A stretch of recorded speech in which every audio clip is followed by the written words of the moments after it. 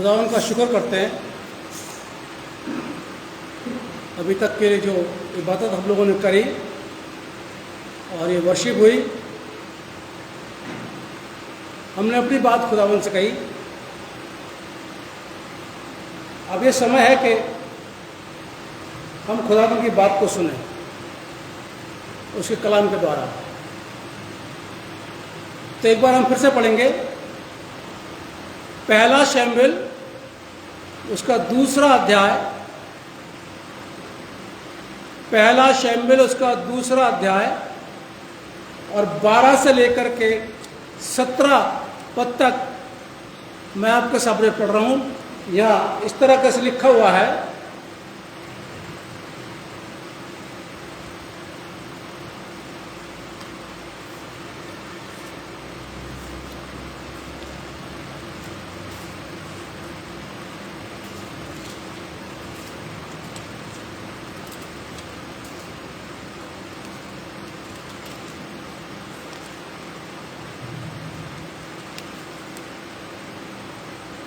Eli के पुत्र बदमाश और गुंडे थे, उन्हें प्रभु का अनुभव नहीं था। आराधकों के संबंध में पुरोहित की ये प्रथा थी, जब कोई व्यक्ति पशु की बलि करता था तब पुरोहित का सेवक अपने हाथ में त्रिशूल लेकर आ जाता था।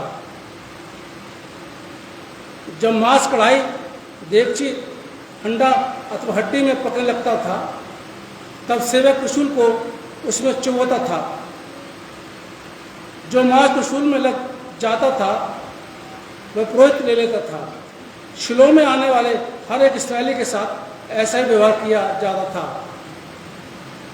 इसके अतिरिक्त पुरोहित का सेवक चर्बी जलाने के पूर्व बलि चढ़ाने वाले व्यक्ति के पास आता और उससे यह कहता था, भूजने के लिए पुरोहित का मांस दे, वह तुमको पका हुआ मांस नहीं वरन कच्चा मांस लेगा।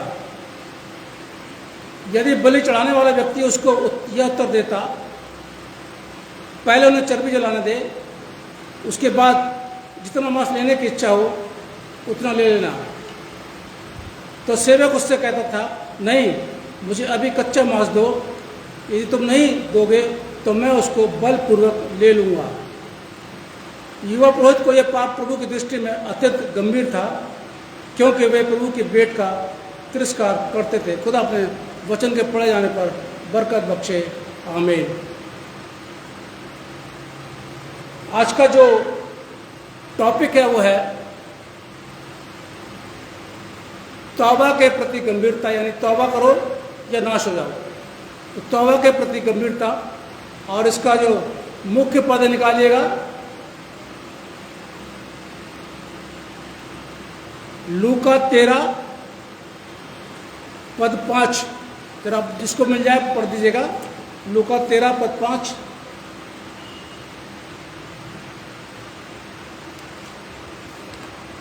मुख्य पद लूका 13 पद 5।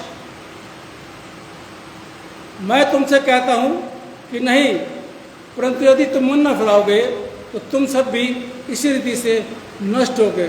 आइए दुआ करें। खुदावन, हम इस समय आपके वचन का मनन करने के लिए जा रहे हैं, तो ये बहुत ज़रूरी है कि आपकी अगुवाई हो और आपकी सामर्थ्य हम सबको मिले। खुदावन यीशु मसीह के नाम से मांगते हैं, आमीन। यानी तौबा के प्रति गंभीर हर एक मसीह इंसान को होना चाहिए। गुनाह करते हैं, हो जाता है गुनाह,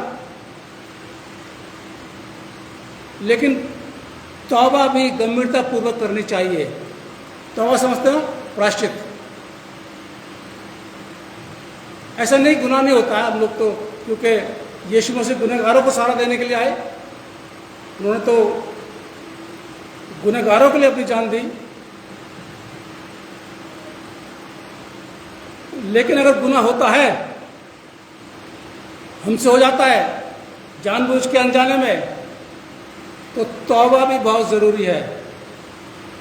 क्योंकि गुनाह के बाद अगर तौबा नहीं की तो मुश्किल में पड़ जाएंगे, और मुश्किल ये होगा कि वो इंसान नाश हो जाएगा। अगर तौबा नहीं करेंगे गुनाह से तो नाश हो जाएंगे।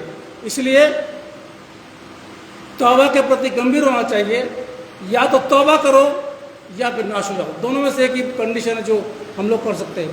एक उदाहरण देखेंगे बाइबल से, निकाल लीजिएगा, ये पहला शमूएल उसका दूसरा निकाल के रखिए,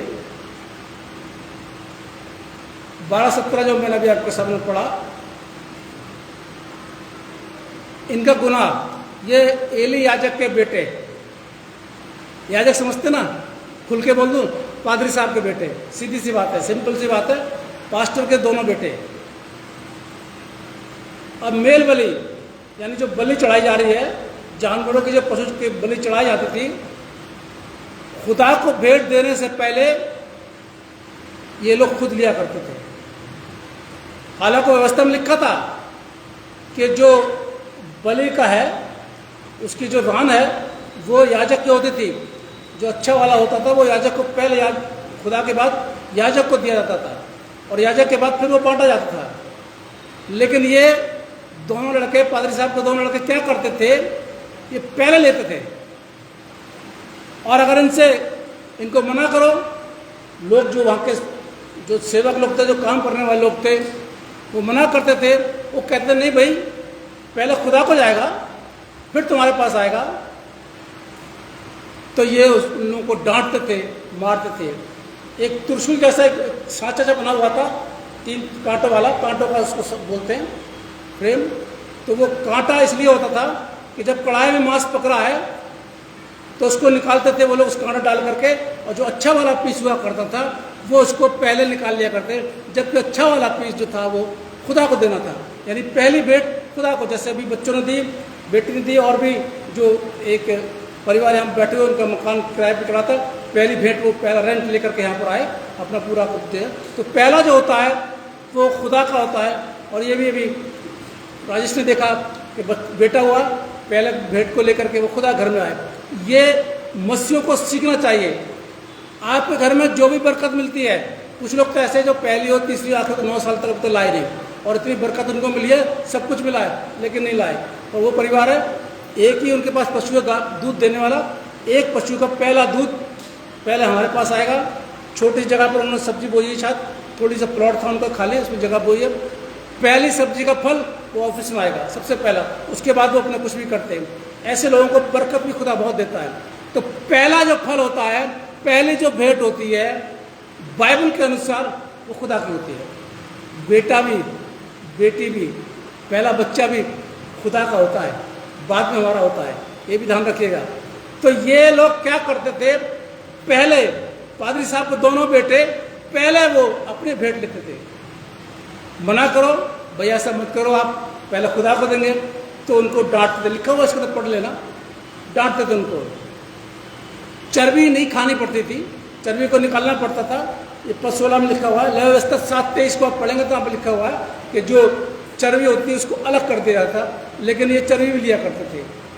यानी ये लोग एक तरीके से गुंडागर्दी करते थे लोगों के साथ। जो हैकल में, जो भवन में काम करते थे, उनके साथ में ये मारा पीटी करते, नहीं हमको चाहिए, हमको ये चाहिए, पहले हमको दो। हालांकि ऐसा नहीं होना चाहिए, ये इनका गुनाह था। और ये गुनाह छोटा नहीं था, ये बहुत बड़ा गुनाह था। आप खुदा के अधिकार को खुद ले रहे हो, तो ये तो गुनाह है ना। जब बाइबल बताती है कि पहला खुदा का है, तो पहला खुदा को दो, उसके बाद तुमको दो। तुम्हें मना करता है कोई खुदा, जैसे क्या व्यवस्था में लिखा हुआ है कि दशवांश किसका है, खुदा का है, बाकी 90 किसका है, हमारा और आपका है। 10वें तो देना है, 90 तो आपके पास में है। तो ऐसे यहाँ पर भी था कि भाई जो पहला भेंट है, बलि, मेल बलि का जो पहली भेंट है, वो बलि का हिस्सा जो है वो खुदा के पास जाएगा। उसके बाद में फिर याजक को मिलता था। याजक को मना नहीं था, मिलता था, लेकिन ये ज़बरदस्ती किया करते थे, जो कि नहीं होना चाहिए था। और ये इनका सबसे बड़ा गुनाह था। दूसरा गुनाह, जो सेवकाएं वहाँ पर काम करती थी हैकल में, स्त्रियां, लड़कियां जो काम करती थी, ये उनके साथ व्यभिचार किया करते। पढ़ने लिखा हुआ इसके अंदर 22 पद को पढ़ेंगे आप ना तो मिल जाएगा। बस पद 22 में हूँ इस समय मैं, पद 22 में हूँ। एली तो अति बूढ़ा हो गया और उसने सुना कि उसके पुत्र सारे इस्राएल से कैसा व्यवहार करते हैं, वरन मिलाप वाले तम्बू के द्वार पर सेवा करने वाले स्त्रियों के साथ कुकर्म भी करते हैं। कितना घिनौना पाप कर रहे हैं लोग। बेटे किसके हैं? मैं खुल के बात करता हूं बिल्कुल। बेटे किसके हैं? पास्टर के, याजक के। और कुकर्म क्या कर रहे हैं? पहला गुना खुदा के भेंट को खुद ले रहे हैं, जबरदस्ती ले रहे हैं। वो एक बना रखा था खाचा कांटों वाला, वो कांटे से निकाल लिया करते थे पकते पकते। दूसरा गुना क्या कर रहे हैं? जो सेवकाएं हैं, जो बच्चे वहां पर काम करती हैं, सेवा करती हैं, बट ठीक है, बहुत से यूथ के बच्चे चर्च में सेवा करते हैं, बच्चे लड़के लड़कियां काम करते हैं। तो ये लोग क्या करते थे? उनके साथ जो विचार है, कुकर्म किया करते थे। कितना बड़ा गुनाह ये लोग कर रहे हैं। अब ऐसा नहीं है उनके पापा ने नहीं समझाया, इनको समझाया। भाई देखिए, अब पास्टर है तो क्या हुआ, आपके बेटों को नहीं समझाएंगे? समझाया।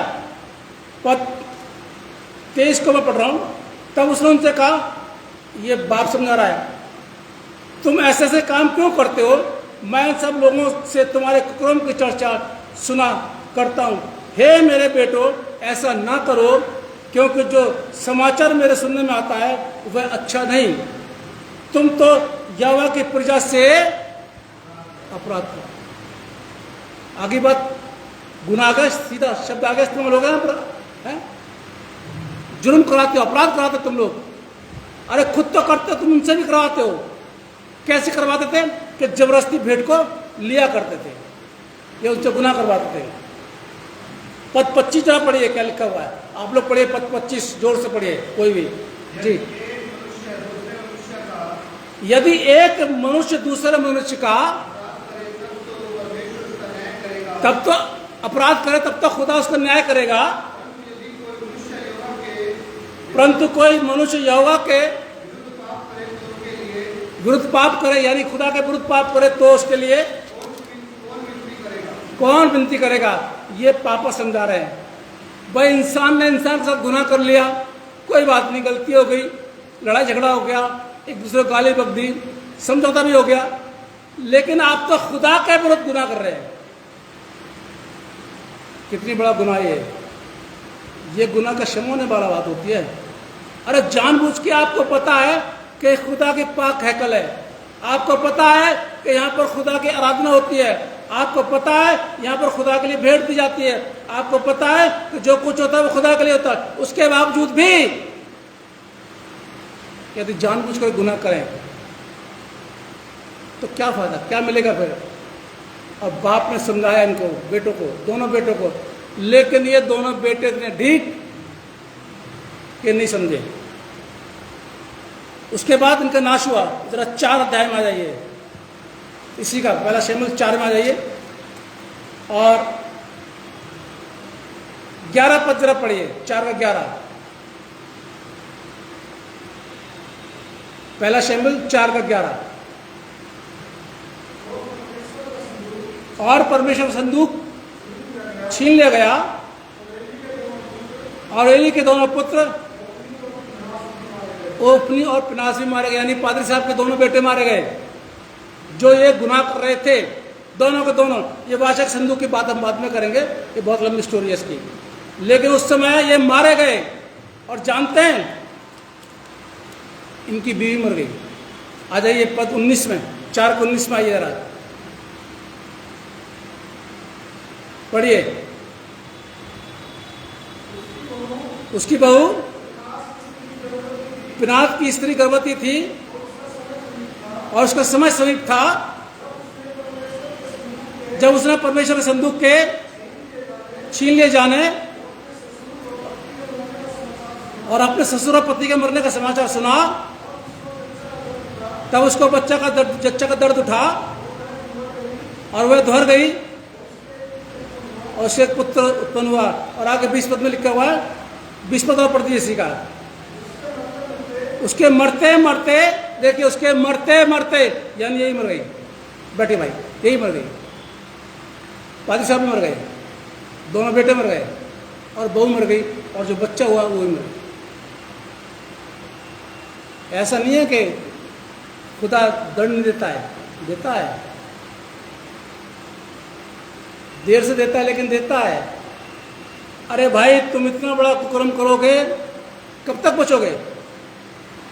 खुदा के घर की बदहाली करोगे, कब तक बचोगे? खुदा के लोगों की बदहाली करोगे, कब तक बचोगे? कभी ना कभी तो न्याय होगा। कब तक सर उठा के हम चलते रहेंगे?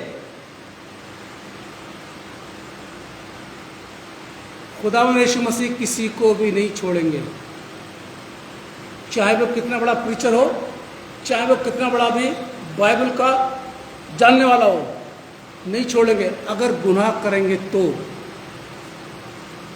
पापा की बात मान ली होती।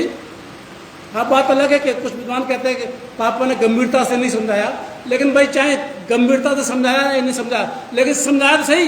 बाइबल में लिखा, मना तो किया कि मैं तुम्हारी चर्चा सुनता हूँ बेटा।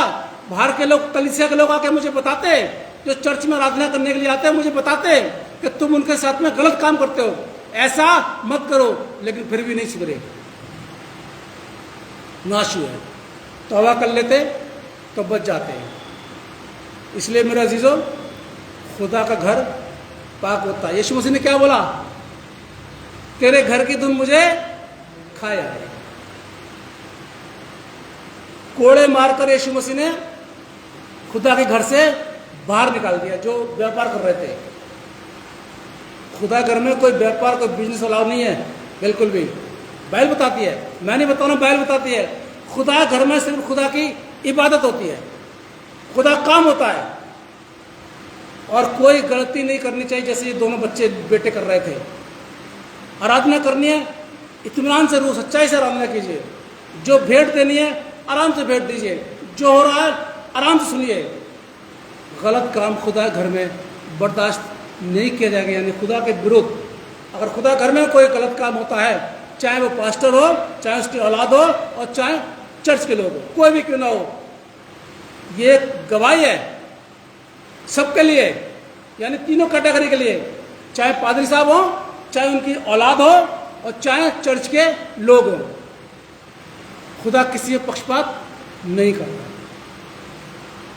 बराबर सजा मिलती है। इसलिए खुदा के विरुद्ध अगर हम गुनाह करेंगे तो भाई कौन समझाएगा? फिर खुदा ही न्याय करेगा ना। अगर आप एक दूसरे के विरुद्ध गुनाह करेंगे तो मेरे पास आएंगे, मैं समझा दूंगा कि भाई आप मत करिए, आप गलत काम मत करिए। लेकिन डायरेक्टली आप खुदा के विरुद्ध काम कर रहे हैं तो कौन समझाएगा फिर आपको? फिर तो सीधा खुदा का डंडा ही चलेगा ना, न्याय होगा ना। इसलिए या तो तौबा कर लो या नाश हो जाओ, सीधी सी बात है, इसमें कोई दो वाली बात नहीं है।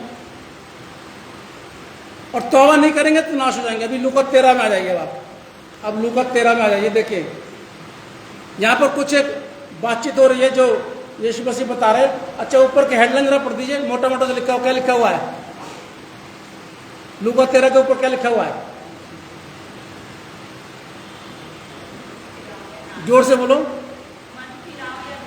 मन फिराओ या नाश हो जाओ, ये बाइबल में लिखा हुआ है। तौबा करो या फिर नाश हो जाओ। अब यहाँ पर कुछ लिखा है, पिलातुस की समझते भाई तूने बलिदान किया, तू सोच रहा है बहुत बड़े गुनहगार थे वो। नहीं, ऐसा नहीं, उन्होंने तौबा नहीं करी। आगे पढ़ते जा रहा हूं, उसके अंदर लिखा हुआ उन्होंने तौबा नहीं करी, इसलिए नाश हुए।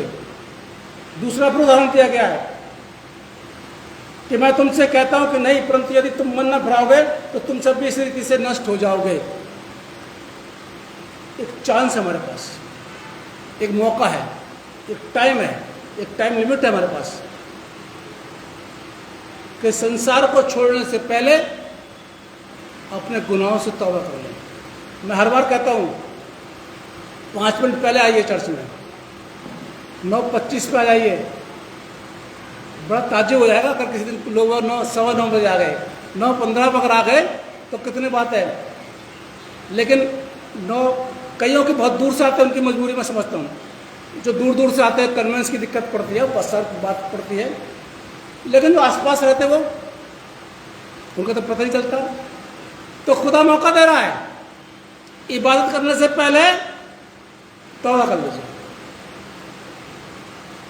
2 मिनट लगती है तौबा करने में, कितना समय लगता है? क्या बोलना पड़ता है? खुदा बाप, मैंने जो इस हफ्ता गुनाह किया है, आप मुझे, दैट्स ऑल, खत्म। कोई लंबी चौड़ी बात करनी पड़ती है? नहीं ना, और उसके बाद में आप इबादत कीजिए।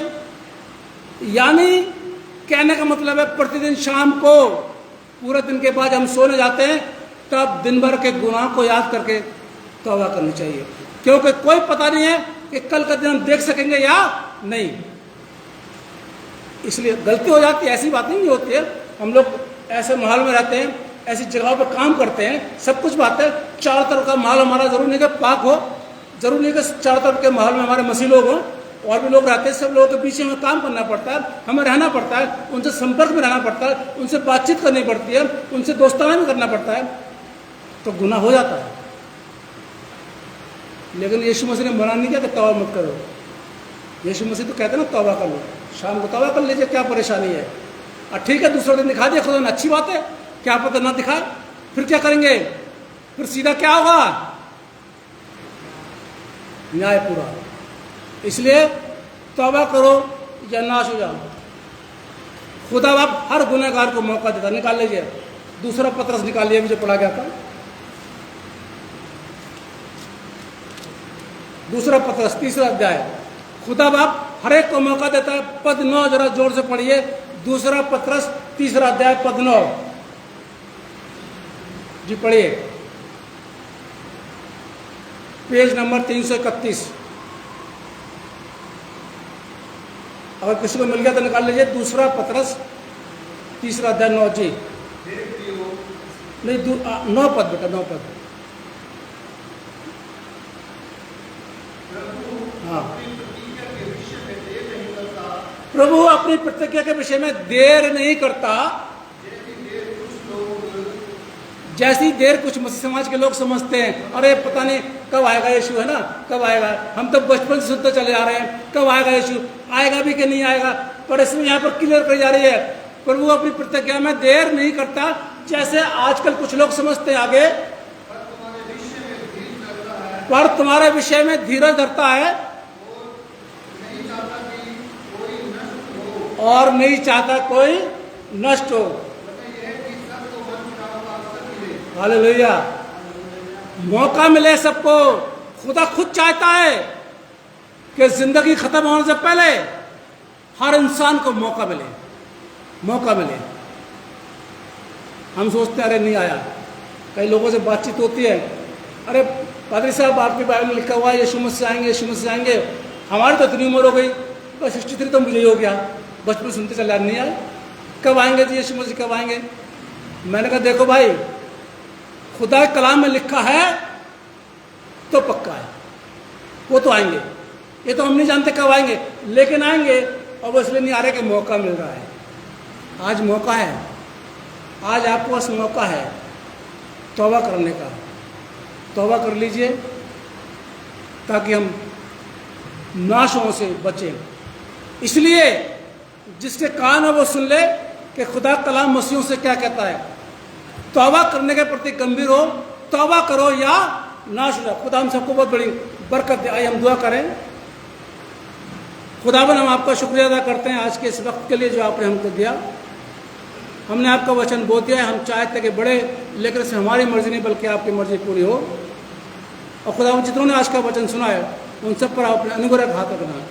खुदावन यीशु मसीह के नाम से मांगते हैं, आमीन। इबादत के अंत में हम लोग गीत गाएंगे।